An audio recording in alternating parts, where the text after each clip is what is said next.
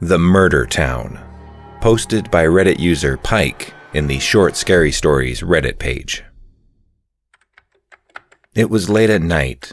My wife and daughter were deeply asleep. I was still awake, browsing my computer. You see, this town that I live in is nicknamed the Murder Town because of the high amounts of murders that have happened here. It's not that frequent, but the rate is still considerably higher than the average town. Despite that, people still live here and call this place home, like me and my family. As I was mindlessly browsing on my computer, I heard faint screams coming from the house next door. The possibility of murder happening right next to my house came across my mind. You see, it had been about a month since the last murder in this town. That murder was all over the local news, and my family had followed the entire story about it. From the moment the murder was reported until the day of the death sentence execution of the killer, which was shortly after.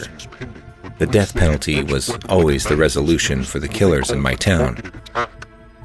As the screams got louder, I thought about the best thing to do in this situation.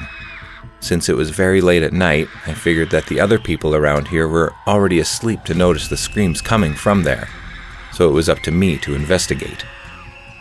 I didn't bother to disturb my wife and daughter, so I immediately grabbed my phone and walked out of my house. I approached the house, which was the source of the screams. I peeked from outside. There it was. Murder. A middle-aged woman killing her family members with a knife. Without hesitation, I pulled out my phone and I called the police to inform them about this. Something weird that I noticed was the woman with the knife was Mrs. Hansen, the main witness of the last murder. I didn't know what to make of it, so I shrugged it off. Before I was able to run away, I saw the killer noticed me. I was distracted by her glowing white eyes. Before I knew it, her eyes began to glow in a brighter and brighter white, eventually blinding my vision.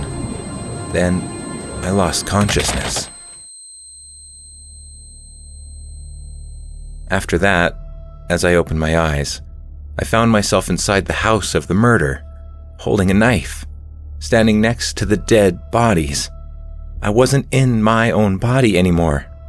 My gaze focused on the man outside of the house holding a phone. The man looks oddly similar to me.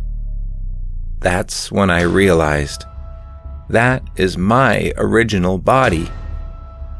The man smiled at me with glowing white eyes, chuckled, and said, "The police are on their way. They're not gonna believe you." Then ran away.